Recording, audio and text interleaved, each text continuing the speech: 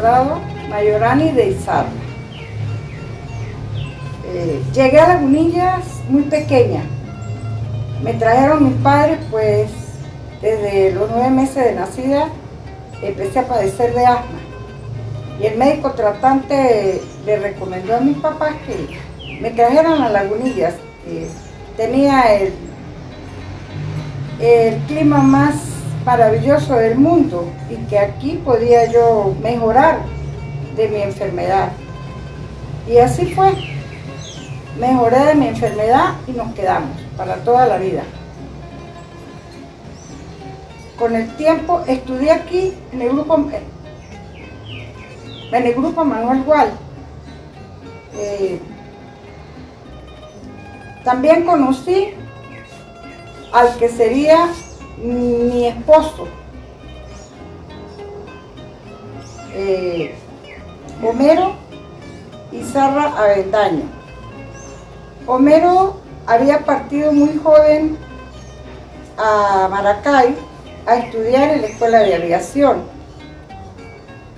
Y después de muchos años vino por la muerte de su padre. Y ahí fue donde nos conocimos. Nos enamoramos y nos casamos en el año 1964. Y a través de él empecé a conocer un poco de la política y mucho de las necesidades de este pueblo. Homero pidió la baja y se vino definitivamente para acá. Fue invitado a participar en un partido político y así empezó su vida. Su vida, digo yo, de servicio al pueblo, porque creo que él fue el mejor servidor que ha tenido el municipio de Sucre.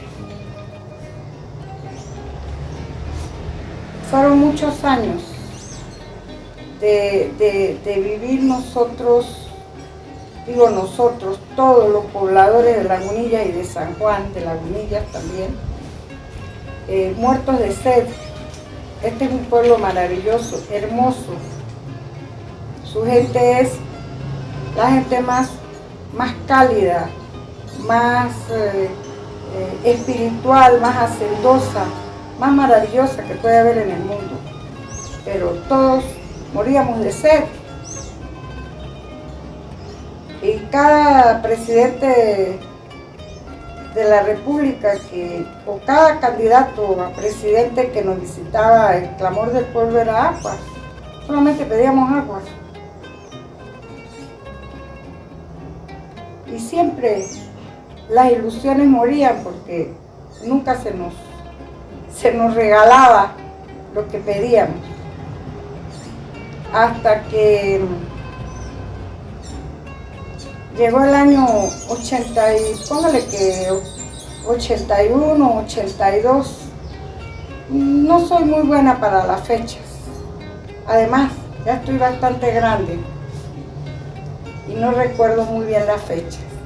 Pero fueron unos 2 o 3 años de lucha muy intensa, tratando de encontrar el agua, buscando alternativas viables y que fueran una realidad. En esa búsqueda llega como párroco el presbítero Ramón Emilio Pernía, un sacerdote que fue la guía espiritual que necesitaba el pueblo, la guía que le infundió, le dio el valor tan necesario que requeríamos para conformarnos en una sola alma, en un solo corazón, buscando el mismo objetivo que era el agua. Y así pues surgió la idea de Río Blanco, Río Blanco fue algo maravilloso para todos nosotros. Lo llamábamos callapasos, eso viene de la lengua indígena, cuando los pueblos se agrupaban para hacer realidad sus necesidades. Se hacían grandes callapasos donde cada uno ponía algo de lo que tenía. Se necesitaban palas, picos, escardillas, todos los hierros que se necesitaban para poder hacer el camino, hacer las trochas, para realizar el camino, para llegar hasta algunas partes, porque fue por pedazos que se hicieron las trochas para poder llegar hasta Río Blanco. Además de los hierros, se necesitaban encerados para hacer las tiendas de campaña donde dormían aquellas personas que iban a dormir 2 días o 3 días, por lo general en los fines de semana. También habían grupos que se encargaban de llevar las ollas, la comida, porque también se cocinaba para darle de comer, qué sé yo, a 50, a 100 personas. Y así se fue avanzando poco a poco hasta que se llegó a Río Blanco. En la búsqueda de Río Blanco hubo en esa búsqueda otra alternativa que se llama Tostós. Es una quebrada que baja por aquí, por Las González. Se llama la quebrada de la Tostós. Y entonces, según los expertos, había más posibilidades de traer el agua de la Tostós que de Río Blanco. Entonces se cambió el trabajo para Tostós. En todo este trayecto de tiempo hacíamos vendimias para recolectar fondos. El sitio preferido era el parque de la Laguna. Ese era nuestro sitio de concentración, de reunión, de vendimia, de todo lo que se relacionaba con el sistema, con lo que fuera del agua de Río Blanco, del Tostós, de lo que fuera. En ese tiempo cambian al padre Pernía y traen de sacerdote a un padre español llamado Mariano Calles. Acogió la idea, la necesidad, igual, con el mismo sentimiento, con la misma emoción y con el mismo criterio que le había tomado el padre Pernía. Y se continuó el trabajo. Esta vez con el padre Mariano había más interacción, y así es como en el año 83 ya Homero era presidente del consejo por segunda vez, del consejo del distrito Sucre, porque antes se llamaba distrito Sucre. Y Homero era un pedigüeño. Él amanecía en la gobernación pidiendo. Él pedía de todo. Y en la mañana se despertaba y llamaba y pedía, y pedía, y pedía. Y seguimos con la pedidera del agua. Y estando el doctor Ezolarriba Araujo, de gobernador, se da la maravillosa noticia de que el presidente Luis Herrera dice que sí al proyecto del acueducto para Lagunillas, ¿sí? Entonces, pues, eso fue un acontecimiento maravilloso para todos los lagunilleros. La primera piedra, como de costumbre, como ya lo había dicho antes, las reuniones eran en el Parque Sucre. El acto se hizo en el Parque Sucre, un acto muy emotivo, muy lindo. Asistió muchísima gente del pueblo. Estuvimos acompañados por el gobernador y por todas las personas, el gobernador, el secretario de gobierno, el presidente del consejo, el doctor, el ingeniero Alfonso Dávila Matute, el ingeniero Horacio Vivas, el padre Ramón Emilio Pernía, que había sido invitado especial. La bendición la hizo el padre Mariano Calles, que era el párroco en ese momento. Fue un acto bellísimo. Y de ahí todo el pueblo que había asistido a ese acto empezó a subir, porque empezaron a subir desde el Parque de la Laguna hasta arriba, hasta el Consejo Municipal. Yo estaba recordando en este momento, una vez que el presidente Luis Herrera vino a Lagunilla, y ahí en ese mismo estacionamiento de ese parque, porque es largo, lo recibimos. Yo no iba a esos actos, pero a ese acto fui, yo ayudé a arreglar, hicimos como unas mesas de madera y les pusimos cabullas por los lados, porque era bastante larga, y ahí pusimos muchos dulces típicos de aquí de Lagunilla. Pusimos aliados, toronjas, conservas de coco, caramelos de panela con coco y muchísimas cosas pusimos ahí, y compartimos un día muy lindo una vez que vino el presidente Luis Herrera. Bueno, ya a partir de ese día pues se dio comienzo a la construcción del acueducto como tal, vamos a llamar, se da comienzo a la obra. Con algo que traía a Homero muy preocupado, porque era mucha la tubería que se necesitaba para traer el agua de aquí hasta Lagunillas. Y entonces, pues, se empezaron a hacer contactos con otros estados que habían hecho acueductos y les había sobrado tubería, tenían tubería sobrante. Y aquí en Lagunilla existe un sitio que se llama El Molino, que es un sitio muy lindo, y ahí hay muchos hombres, también hay algunas mujeres, algunas damas, que tienen camiones y ellos llevan plátanos para cualquier parte de Venezuela. Y algunos de ellos veían los tubos en las afueras y participaban. Y se dieron a la tarea de informar dónde habían tubos que hubieran sobrado, y gandolas de aquí de Lagunillas iban a recoger los tubos para traerlos. Se trajeron hasta de la isla de Margarita.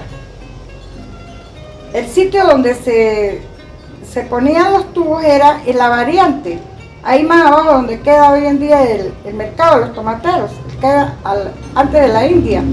Ahí hay una parte larga, no era tan... ahí se ponían todos los tubos y bajaban los herreros con sus esmeriles y empezaban a limpiarlos hasta que lo dejaban limpiecitos por dentro, porque tenían mucho tiempo pues en desuso. Y así se recogieron todos los tubos para hacer el acueducto de Lagunilla, que hoy tiene 43 años y todavía los tubos funcionan. Ese acueducto tiene 43 años y con ese es con el que toma agua San Juan, Lagunillas y todas las personas que están pegadas a la red del tubo madre que baja desde Jají hasta Lagunillas. Cantidad de personas, de familias, están pegadas a ese tubo y se benefician de esa agua. Tenemos una planta de tratamiento que la bautizaron con el nombre de Homero Izarra. Y a mí me da lástima, porque nunca ha funcionado. Y además de eso, nosotros tomamos agua que no es potable. Tomamos agua sucia. Hace 3 días apenas bajó barro por las tuberías. La emoción de la llegada del agua, de la inauguración del acueducto, desbancó cualquier otra fiesta que hubiera habido aquí, demasiado importante para los lagunilleros. Yo recuerdo como la gente bailaba, todo el mundo bailaba en una calle que era de tierra, pero donde se subía una calle, todavía no era calle bien, sino como un camino, media calle de tierra. La gente bailaba, tomaba, había gente que tocaba. Bueno, era un pueblo feliz, como yo nunca lo había visto.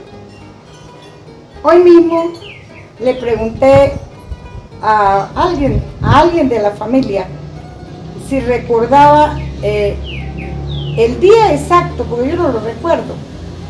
Y me dijo, no lo recuerdo. Pero mi papá me dijo